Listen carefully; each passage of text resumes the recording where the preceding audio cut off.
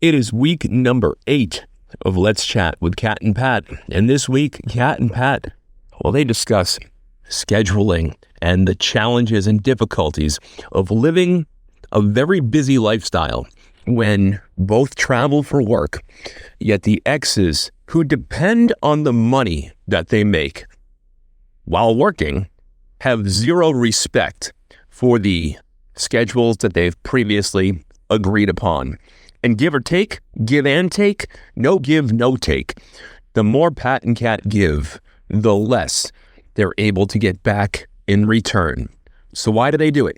All that and more coming up next, right here. It is week number 8 of Let's Chat with Kat and Pat.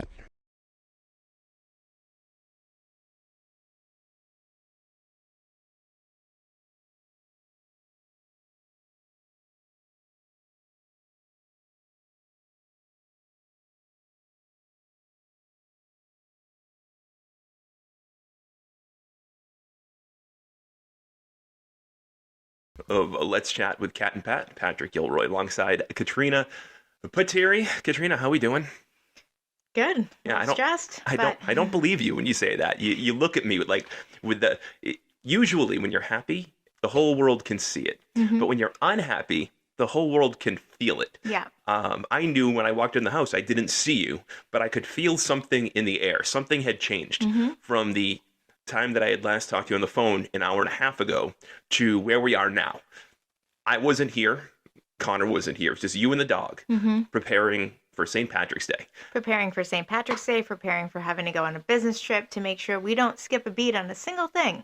That's what you do. Yeah. That's what you do. And to that point, that's what we're going to talk about here today on week number 8 of Let's Chat with Kat and Pat. It's schedules and routine and the frustration that we have to go through when a lot of times we are not in control of our own destiny. We're not in control of our own schedules. We're not in control of where we have to be, when we have to be there, and what we need to do when we arrive. And that's in every single phase of our life. We've got the exes that like to throw wrenches in things all the time. We've got jobs that sometimes can be very unreasonable when it comes to traveling and expectations. And hey, here's a text or here's an email that says you must be here, you must go there. And right, last minute demands as if we don't have any other responsibilities besides working for them. And for somebody like you, though, you are so hardwired into needing to know your calendar, your schedule, your planning, your routine. And what happens when that routine is disrupted, even in the smallest of ways? Well, I have come to the habit of filtering in lag time every day. So every day I have an hour or two of whatever floats your boat that comes through, whether it's work, whether it's something with the kids, whether it's, last minute invite to something. I have an hour or two of flex time. Well, no, not for nothing. On Friday, let's give a prime example. I called you. My mom called me. Now, you have to understand that my mom, for every 10 times she says she's going to make the drive up to New Hampshire to buy a carton of cigarettes and to come by and say hi, she might come 2 out of those 10 times. So just because she says she's coming, we tend to wait until the morning of, for her to be in the car headed this way. So I called you at 10:30 in the morning. I'm in the office. You're working from home. And she calls and she says, hey, honey, I'm on my way up. And I go, oh, crap. Thankful I have the flex time so I could do the mad dash to CVS to get her lady undergarments and toiletry items and things that she needs to be restocked, knowing she's probably due for laundry detergent. Go use all my coupons, run back, don't wash my hair. Had dirty hair for the day on Friday because there just wasn't enough time to include that in the shower so that we could spend an hour and 15 minutes entertaining your mom, making her day, feeling loved. But that was my flex time. And part of Friday afternoon too, I had planned, let's go to the mall, check out what's on sale at Lulu, use my Bath and Body Works coupons, that got wiped. Didn't need to spend the money anyways, but It is what it is. I mean, but it's one of the things that really frustrates you the most. And when we started this podcast, one of the big reasons for it was an opportunity not only to vent our frustrations that come with, the 3 divorces and the 3 kids with all their unique needs and the exes and the things that they throw our way. But we're not the only ones. We're also kind of a big deal at work. So, like, I'm sorry if your biggest customer says, I need you to hop on a plane and come here, or one of my site directors says, like, we have a call out, we have an issue, the client's pissed, I got to go there. It doesn't even matter what we have going on at home. Okay, but here's the thing. When it comes to our jobs, I feel like I feel like an asshole when I complain about it, because the reality is this, and it's even happening with your job now. Yeah. We bend over backwards, but we do a really good job, and we are compensated pretty well for that job. And you have seen it recently where they're appreciating the things that you're doing even more now, more so than ever. So at least, one hand washes the other, so to speak. Yeah.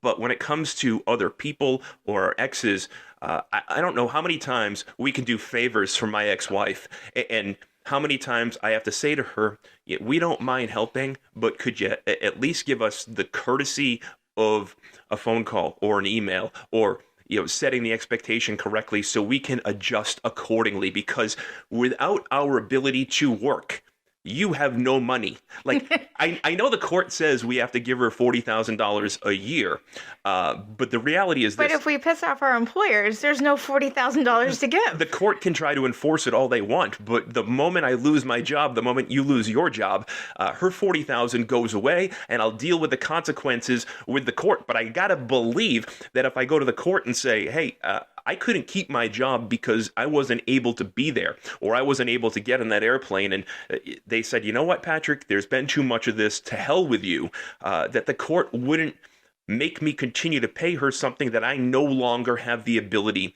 to pay. So you would think in her infinite wisdom, she would do whatever she could to protect the lone source of income that she has. But instead, it's like she wants to throw gasoline on a fire, and she does it every fucking week, and it drives me crazy.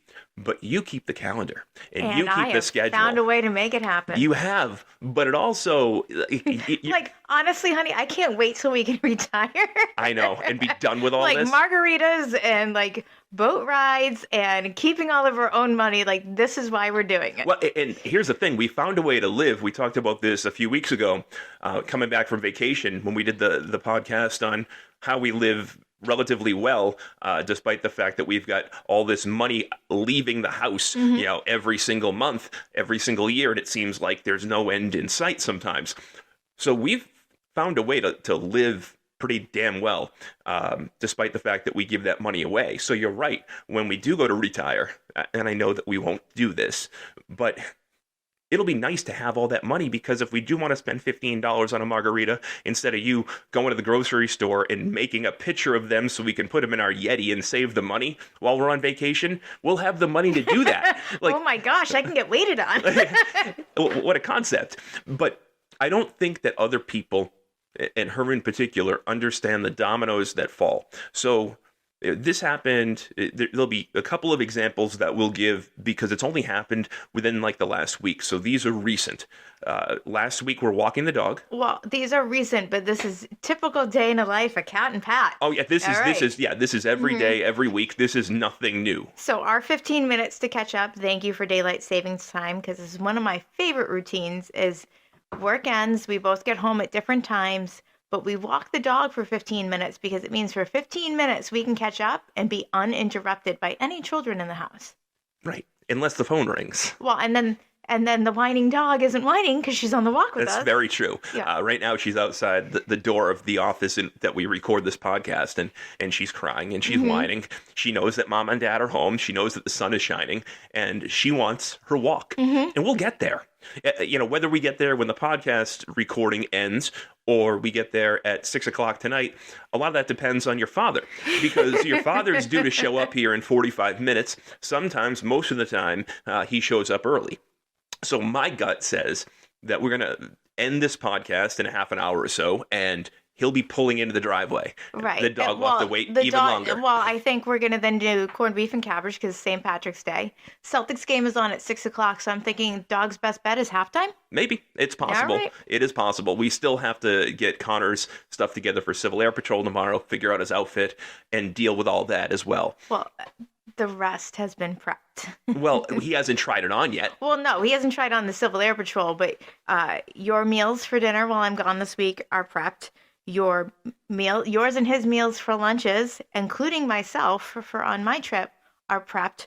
Clothes for the week that need to get laid out for him for school are prepped. The source of my anger is somehow we have 8 pairs of the other spouse's clothing. So all that great brand name, nice stuff without holes, without pills. I've got Amazon's finest. Amazon Essentials, baby. The lowest of the lowest clothes is what I have for a wardrobe for him. So well, it's not. So this has been ongoing. Like, I don't know how that happened. It's been ongoing for years. And in a perfect world, people that are divorced, their spouses or their ex-spouses, at least I think, respect the other one enough where if the clothes go one way, they go the other way. Here, it doesn't work like that. And it is written in the divorce decree that way. Of course it is. But the irony here is that she buys him shitty clothes. And look, if you buy your clothes from Amazon Essentials, I don't care.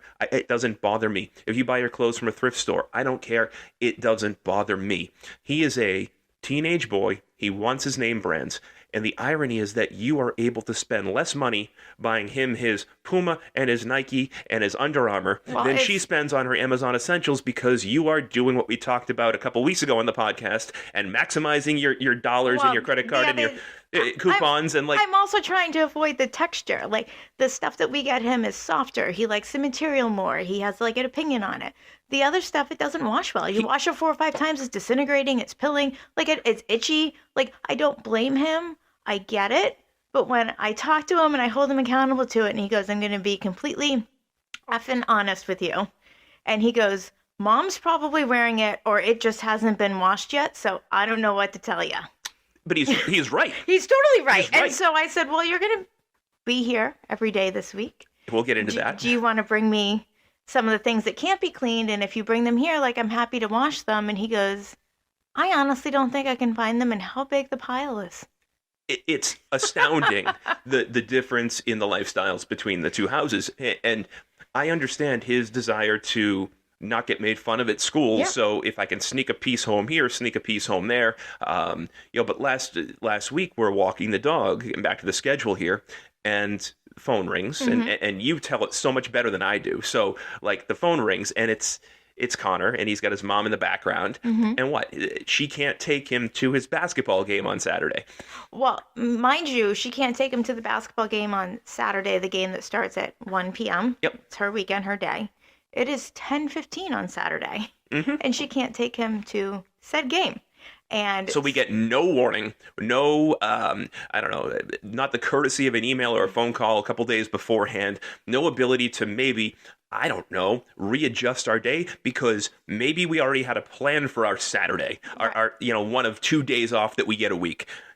We only get 4 of them a month without him here, by the way. So we have 4 off days a month. 2 Saturdays, 2 Sundays, that's it. Right. So maybe we had plans in the books that didn't include basketball that day. Well, and then the part that's genius, which we need to start figuring out doing a little bit more, is it's not just a conversation between you and her. It's a conversation between you, her, and Connor. So whatever we say, we're either the heroes or we're awful. But it's not going to end well, so we're kind of like forced to say yes.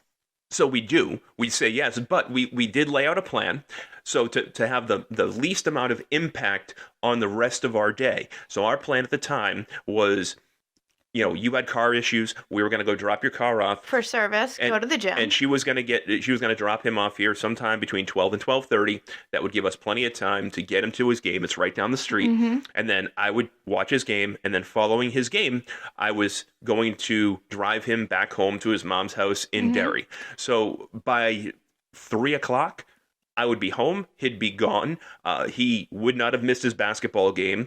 So we were heroic and we could go on with our day, which happened to involve, wedding ring shopping, which we can't seem to be able to find the time to do. Well, every time we schedule a plan to go wedding ring shopping, like something happens. I think we need to stop planning it.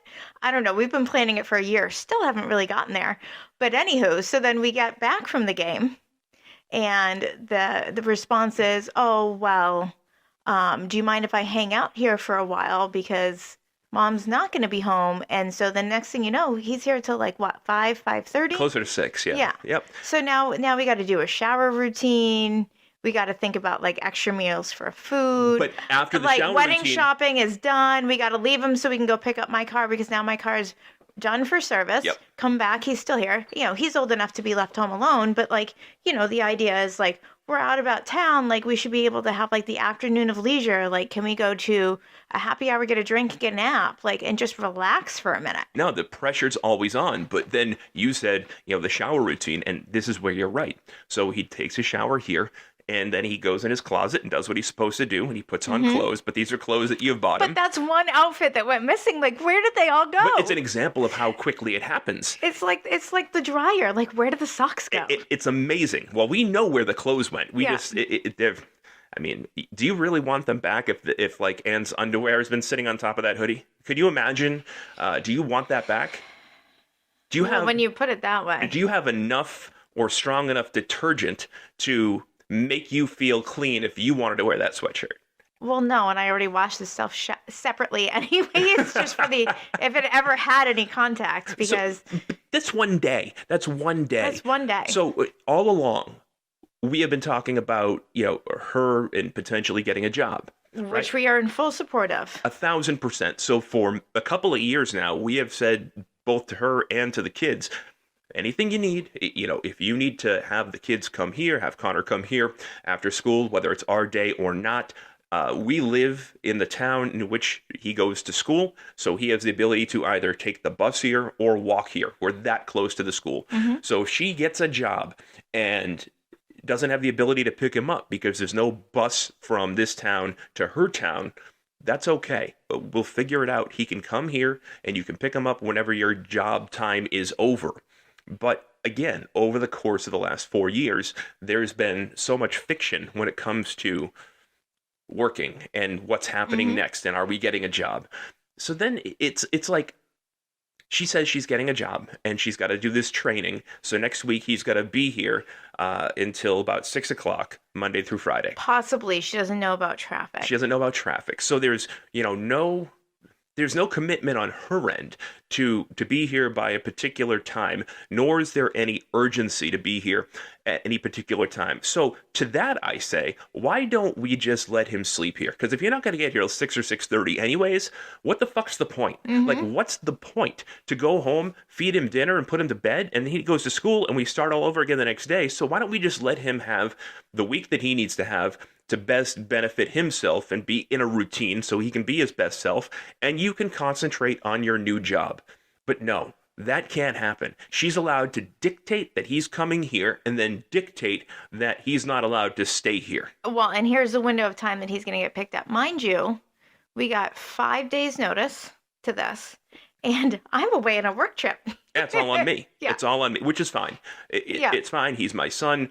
It's fine. And I don't mind. We've said it 1,000 Like, times. we'd love to see him more, or it's easy. Like, I mean, maybe we won't be behind in homework this week. Listen, What a concept. you know this as well as I do. If he lived here Monday through Friday and 2 weekends a month, we would have a better behaved kid. He would be his best self. We wouldn't have to worry about losing clothes the way we do, and we'd at least be in control of the calendar and the schedule. Well, it would be easier to manage if he was here all the time than managing when he's supposed to be here, because then we have all these surprises of when he's not supposed to be here. But the thing is, and I make the comparison to the jobs, and I said this at the start of the show, because our jobs can throw wrenches in our schedule, in our planning, in our calendar, and while that sucks, they make up for it because they pay us. And if you do a good enough job or step up enough times, they'll do more than pay you. Maybe you'll get a bigger bonus. Maybe you'll get a raise. Maybe you'll get a perk like a car or the ability to use a company condo or house or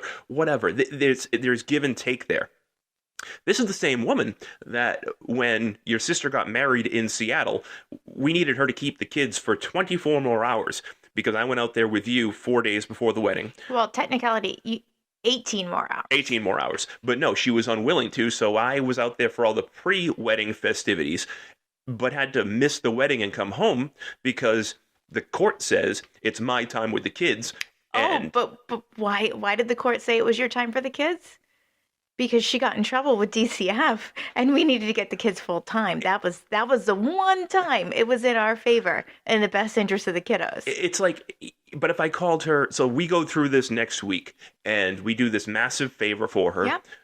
If I don't know, if we needed one night or one day for her to keep him for an extra 3 or 4 hours, what do you think the response is going to be? Not my problem. Not my problem, not my fault. Don't ask me. Not my day. Yep. Like, so, but we continue to do this because It's in the best interest of Connor, and her working is huge. Like, she's going to have to start having an income. But she weaponizes it too, because if we don't say yes, she's going to tell Connor that we said no. That's why she can't work. And then when he asks for a $20 video game or says, why aren't we going on vacation this year? Or why can't I have that name brand pair of pants? She's going to say, because your stepmother and your father suck and they said no to watching you, so I wasn't able to get my job. Like, she weaponizes it to benefit her, but then doesn't give us the same respect. So in other words, you put all this into a pot because it's goodwill in the pot, goodwill in the pot, goodwill in the pot. And then if you need to pull some goodwill from the pot and ask for a favor, you think you've built up enough to ask for that favor. But the answer is always no. Mm-hmm. So we no longer even ask because what's the point? Or she'll say yes, and then at the very last second, backs out and says, sorry, not sorry, can't help you.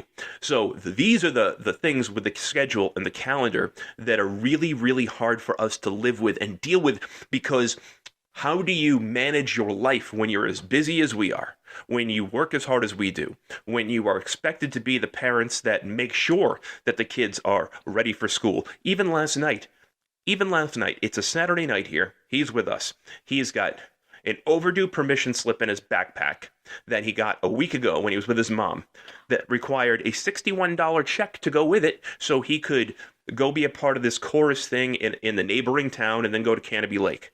But it's also permission that needs to be granted on her day. On her day. So he got the slip on her time, and this event takes place on her day. But it sat in his backpack for a week. And if it doesn't go back on Monday, he is excluded from the event and not allowed to do it. So you and I are like, well, sure, we'll pay for it. You can do it.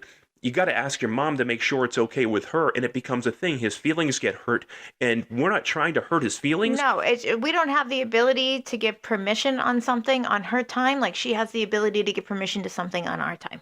But I swear, I think she ignored that thing because it required a $61 check. Well, yeah. I mean, that and the social studies homework, like, what else do you do? It's crazy. It's not just socials. It's every single time. So we have him every single Monday and Tuesday, and then 50% of the time we'll have him, what is it? I keep going through. So we send him to school Wednesday morning. She picks him up from school. Yep. She has him every Wednesday afternoon and Thursday, and then every other Friday we switch off. So either it's her weekend for Friday, Saturday, Sunday, or it's our weekend for Friday, Saturday, Sunday. So, but when he's with her, no matter what the homework is or schoolwork is that he needs to do on his home time, it never gets done. So then we have to incorporate all that makeup work into our schedule in the limited time that we've got with him. So then we're super assholes. With the current work, on top of Civil Air Patrol, on top of extracurricular activities. So basketball just ended, but track will be starting. Yep.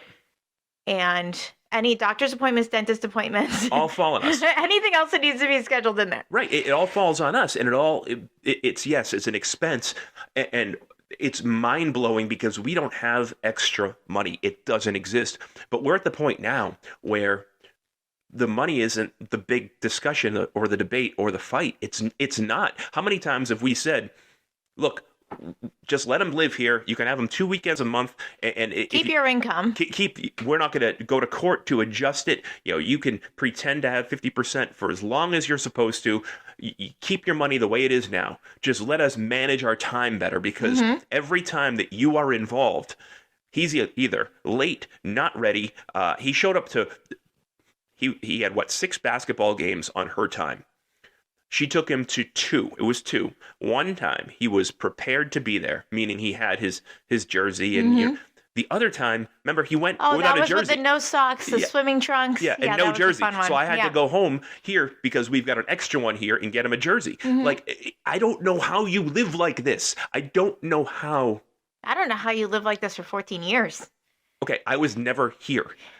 Okay, we talked last week about. That's true. We talked last week about the companion pass. Yeah. Oh, yeah. That's how you got it. That's how I got it. I got it because I was never here. I mean, it's just stressful. It's the schedule that we've come to know. I've come to realize that an hour or 2 isn't enough buffer time. And so it just needs to be like, this is what I have available. This is what I don't have available. So you know what? He will be here Wednesday. We have plans with your boss, which is a work event. Yep. We will enjoy it. But it is still a work event. I am coming home early from my work trip to make the work event because it is very important that we maintain a good relationship with your boss. And let's face it, I don't want to be in New York an extra day. But we will have him every single afternoon. So now when I'm trying to get ready to make sure I can keep up appearances, I also have to manage going over homework, making sure there's a snack. We have to leave him here, and it will be the first day that we're doing that with her doing her training. So we don't know. Like, is he going to leave at 6? Is he going to leave at 6:30? Is he going to leave at 7? Do I need to have him shower beforehand? Do I need to leave him dinner? And I'm going to prepare for all of it because I just don't know. But, circling back to like a couple episodes, like a few weeks ago, she's just conveniently found a way for her to be here 4 days this week at our house. 4 days. What do you want me to do about it? Well, there isn't anything to do about it. It's unbelievable. I'm so threatening. You're so threatening. Like, I can't, after saying for all these years, we'll support you if you need to go to work. Yeah. Because the sick reality of it is that we're now in March, April, May, June, July. We're 4 months from July. This July, the oldest turns 17. Okay, that begins the 1-year countdown on her child support because the way it's written is her 18th birthday. The final countdown. Okay, Dun, dun, dun, dun, dun. that's it. But that means her 40 turns to 30 the second she turns 18 because each kid gets 10 and she gets 20 in alimony.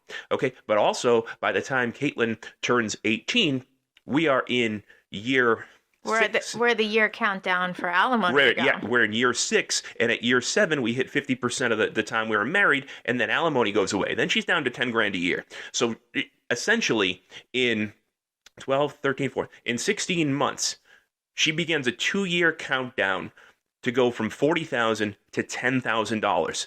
She's had 4.5 years at this point to use the 40 grand a year. We got to support the work thing. We do. Because she hasn't taken advantage of the time that she's been given. So we're happy to support it. But it will be nice if there was a little more give and take and a little more, respect for our time, considering we are the ones that are keeping her household afloat. Well, the other thing is we also did confirm our schedule, knowing that spring for you and spring for me is big travel. Like, we literally have a flight booked every single month, whether it's work, whether it's personal. Like, we're on a plane every single month from now until December. And sometimes that's twice a month that we're doing that. Many times. I mean, you're in trade show craziness. I'm in new site opening, site close down, summer prep, Q2 training, like. Well, I mean, I just got back from Chicago and Nashville, and in 2 weeks I'm going to Bentonville to go see Walmart. That's just getting through the first week of April, and then we hit May, and you've got a big week-long work conference. I've got the big annual trade show. Yeah, we'll be 2 ships passing in the night. Right, yeah. We're going to miss each other, and it's craziness. And in the meantime, we have to try to accommodate as best we can other people, and it's maddening and it's frustrating and it sucks that we do all that, and then if we need a night, if we need a few hours, if we need something, there's legitimately nobody that we can go to say, hey, could you do this for us? We've done these 4,000 things for you. Can you do us one solid without it being a big deal? Like to the point where we're even planning our wedding in 2 stages. We're going to get married on one weekend when we're not supposed to have any children. And then we're going to wait 6 weeks and then go on that one time a year where we have 10 days off to go on our honeymoon. And we are locked into, if we want to get married and have a honeymoon, because I've never had a honeymoon. Not really. No, I've never had one. Like we've never really had a honeymoon. So that's something that we can do as a first together. But for the next 5 years, we only have the same time frame window to go on a trip that's going to be longer than 4 days. And that's what we have to do to maximize. So that's how we're planning it. So we're getting married in 2 stages. We are. To make it work. That's how crazy our schedule is. It is. And there's no opportunity for her to do us a favor. Like, you would think that if we wanted to get married and go on a honeymoon, and she's got to essentially forego our week with him and just keep him for the week so we can do the honeymoon, you would think we've earned up enough goodwill in that goodwill pot that I imagine with all these favors that we do. But it doesn't work that way. Well, and then the other thing is even if we did get her to say yes, that doesn't mean that a week or two before we're supposed to leave that something doesn't drop. And then it gets taken away, because there have been times when we've said, well, we have a work trip, or we have this, or we need a little something. And when we have gotten a yes, and then it gets like pulled out from underneath like us. Right like, remember the weekend we went away for my birthday? How could I forget? We had to pack up and leave in the middle of the night and come back? I do. It's the whole thing it's crazy. It doesn't make sense, and it's not fair. And again, it makes you awesome for putting up with it. And when it comes to your son, luckily he's older now. But I have the same issues to a much smaller extent with his way of thinking, and it's supported by his father, and that really it irks the fuck out of me. Not for nothing, I don't want to start something that I can't finish here with you, but I'm sorry. Like, it's St. Patrick's Day. You invited him over for corned beef and cabbage. His grandfather's going to be here. His stepbrother's here. You heard at dinner last night or breakfast this morning. Yeah. Connor asked, is Roger coming? Well, he's also an adult. He should be able to make his own choices and decisions. But he lies to you, and he's like, I'm in the middle of exam. No, he's been saying he's in the middle of exams since I met you, and he was a sophomore in high school. Well, it's just he can't share. He doesn't want to lie to his dad what he's doing, but he can't share the plans that he's doing with us because we have different things that are going on. And although he is an adult, he needs to grow a pair and just run his own schedule and run his own life. But he hasn't figured out how to do that yet. But his dad had no problem with him coming here when he needed a vehicle. Like, that's the thing that bothers me. Dad had no problem with my vehicle, which is a sharp-looking Lexus with an obnoxious license plate. So every time his dad went out to his own car, like, there's no getting around the fact that the Lexus in the driveway with the Celtic, Celtix license plate is, his Roger's stepfather's license, whatever I am, asshole Patrick, however I'm referred to in that house. So, he had no problem with your kid coming here as many times as he had to use the car. He didn't have to put any money out, and he didn't have to be inconvenienced. So that worked to his benefit. It's not fair that these other people that never step up to the plate when their number is called, it never happens. They continue to get the benefit of the doubt and be supported by the kids more so than we are. Well, let's do a little flip side here. So this just occurred to me that maybe there are parents out there that can co-parent, or maybe there are parents out there where you complain that there's an ask for a switch or this or that, and it's annoying. Stop complaining, because if you do a switch, and yes, it's annoying, but they're going to give you a switch back, and you can have like a barter system going back and forth and trying to figure out how to communicate to co-parent your children. Just consider yourself extremely lucky that the situation doesn't have to be that you either have the kids all the time, you never get that moment, or that you're not in control of your own schedule. Yeah, absolutely. 1,000%. And, it's... You might hate your ex, but if you can plan and do a schedule with that ex, I mean, count your blessings. You did it with your ex, with Roger's dad for a long time. It got worse when Roger became an adult because, like, Roger's not obligated to have to do anything with me anymore. So now it's just he gets pressured to feel bad about it. Right, but but he still comes to you for every big ticket Oh, expense. of course, because So, you know who you can rely on. but how can you continue to go to that person if there's no relationship with that person? And this is where I will give my ex-wife and my daughter credit. Look, the relationship with my daughter took a downfall a couple years ago. It's gotten a little bit better. We texted a few times today, whatever. It is what it is. They come to me for necessities for her, like the orthodontist thing, and that was $1,000 out of the blue. Surprise! Right, but when it came time for the car or the second car, Well, hold or on. the car insurance, they haven't asked me for a penny for any of that. And I think the reason is because she hasn't put any time into me. So how dare you come to me for half the price of a car? Well, the other thing is we don't have it. It doesn't exist. Well, and you're legally obligated to pay half of the orthodontist appointment, but you also had to leave work in the middle of the day with no notice to go and make that I payment. did, because that has to be made very difficult. We will not accept a payment over the phone. I cannot just talk to the receptionist there and whatever, give her my card number. That's not allowed according to the X. So I've got to deal with it in person, leave work, piss my boss off to go and bring cash to this. It's banana land. It's stupid. It's silly. But I could either make the decision to get in the car and go do that, which takes round trip 35 minutes, or potentially start World War III, where I could see a scenario in which her appointment gets delayed and then eventually canceled because I'm sitting there on the phone fighting with my crazy ex. But my question is, when was the appointment made? Why did you find out about it the morning of? The morning of. That's a great question. It had to be 6 months beforehand, right? Like, this is a big deal. But that's the thing. Other people, not only do they not respect our money or our jobs that essentially they need us to make that money. There's no respect for that process.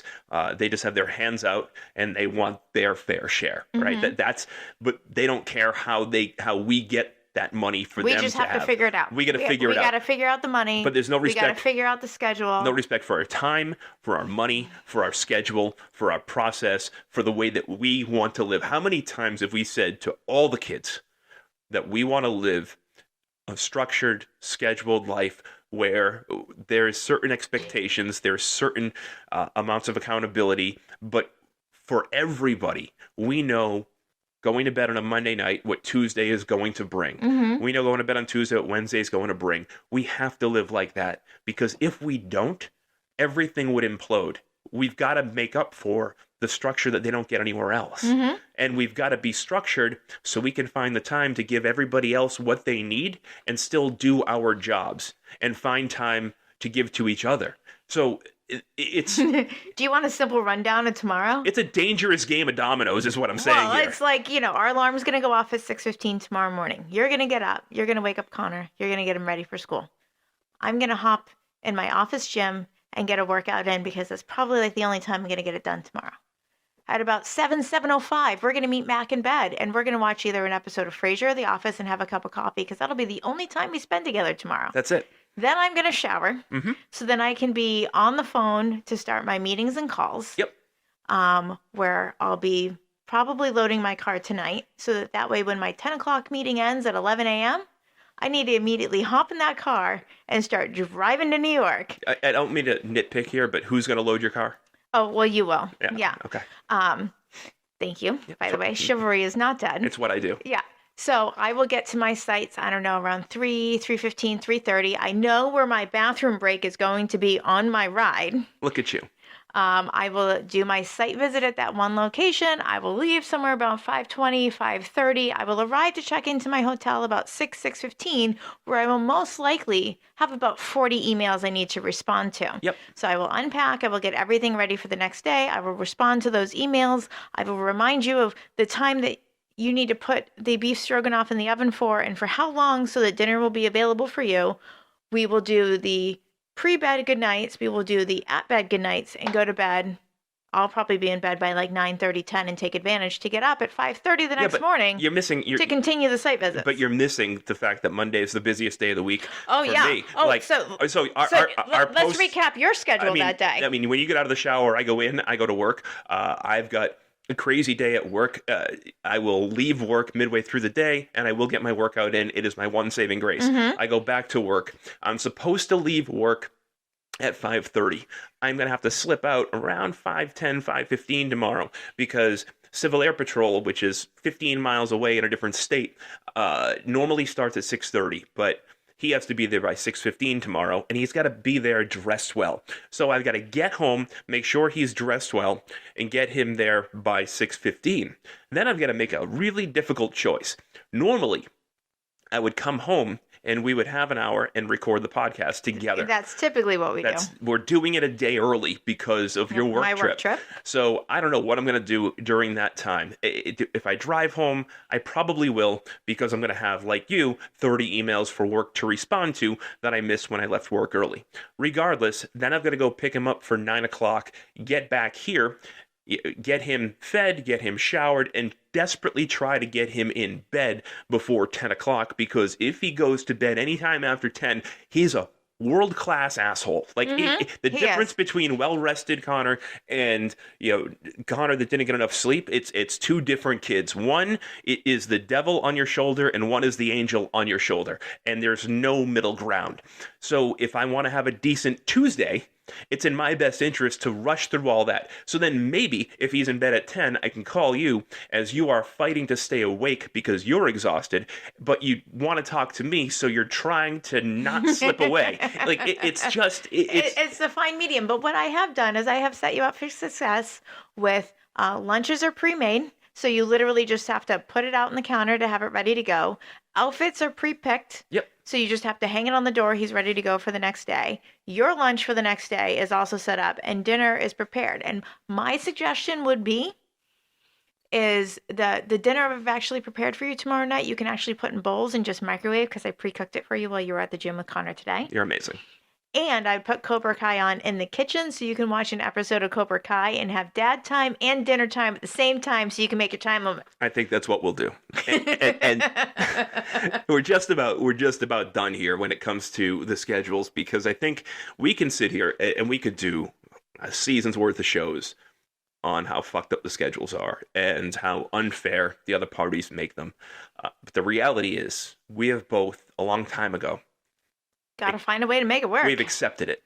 It's just, I got to believe we're not the only ones that live like this or go through this or have somebody on the other end that is no longer supposed to be a significant part of your life, yet they have this ability to wave a magic wand to say, I'm going to fuck with your life. I'm going to fuck with your schedule. So here's my fun thing is that, yes, your mom did show up and it was nice to see her and it saved you a trip from having to drive and drop everything off.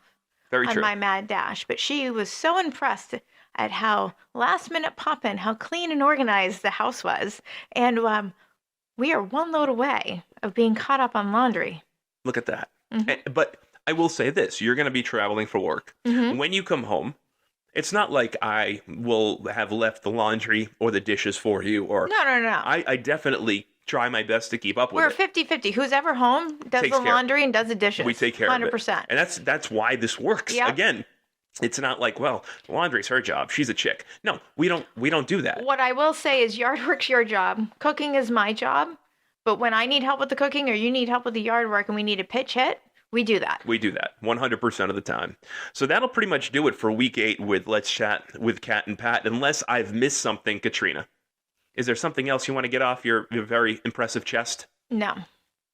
See, you didn't even smile when I said that. There was nothing. There was just annoyance. Yeah. Like, I was hoping that the show got you out of your mood that you got in when you realized that all your expensive pants that you bought for our son are now gone, and you seem to break out of it. But now you're right back where you started. See, my thought process is when he is here every single day this week, Wednesday, Thursday, and Friday, whatever he comes here wearing, if it's something I've previously purchased, he's changing. And we're going to keep it. And I'm keeping it, and I'm sending him back home. So Although we will be inconvenienced when it is not our time to have him here, ha ha ha, I will find a way to make it work for me. And I will leave you on this note. Yesterday, I am in his room putting away laundry, and he says, dead serious. And this is a kid that when he's on his computer, has his headphones on, he doesn't realize what's going on around him. He is legitimately in his own world. But he saw what I was doing, took his headphones off, and he engaged with me. And he said, Dad, what can I do better at Mom's house to have underwear that's comfortable and fits? Because all my underwear here is comfortable and fits. And while I'm not the biggest believer in name brands, I know mine here are all Under Armour and Reebok and Nike and Joe Boxer and They're wickable and they have like a ball holder. Okay. I had an older son. You like them. I mean, look, and the reality is this kid has been going to the gym and working out, and if you're a dude, and you need it. You need it. So I don't know what his mother's dressing him in, but I do know this. It's not English, I can tell you that. But if she were willing to accept a text or an email from you, you would send her to the same sale or the same coupons. I wouldn't even send her to the same place. I would buy it on sale and send it home with him, except for we get a nasty email back if there's something that he needs here. Please send me a link and I'll just buy it. Well, you know what? I can't help you because when I have a chance to buy good underwear on clearance for $5 at Kohl's that I know that none of you are going to complain about and you're going to be super happy that it's like that banana hammock that holds them all hanging well in there, I'm going to buy it. And if you don't want me to send it to the house, well, then quit stealing my crap. Well, he's stealing this crap because it's comfortable. It's comfortable because his underwear is not working for him. You know what? I buy good bras. You guys need good underwear. Like, that's the way it goes. I got something that hangs. You got something that hangs. I understand the cuppage is necessary. And on that note, that'll wrap up Week 8 with Let's Chat with Cat and Pat. Her name is Katrina Pateri. My name is Patrick Gilroy. If you like what you're listening to, be sure to rate, subscribe, and review, and you can find us where all your major podcasts are found. Of course, that's Stitcher, that is Spotify, and Apple Podcasts. Week 8, Let's Chat with Cat and Pat is done. Well, guys, we'll talk to you on Week 9 next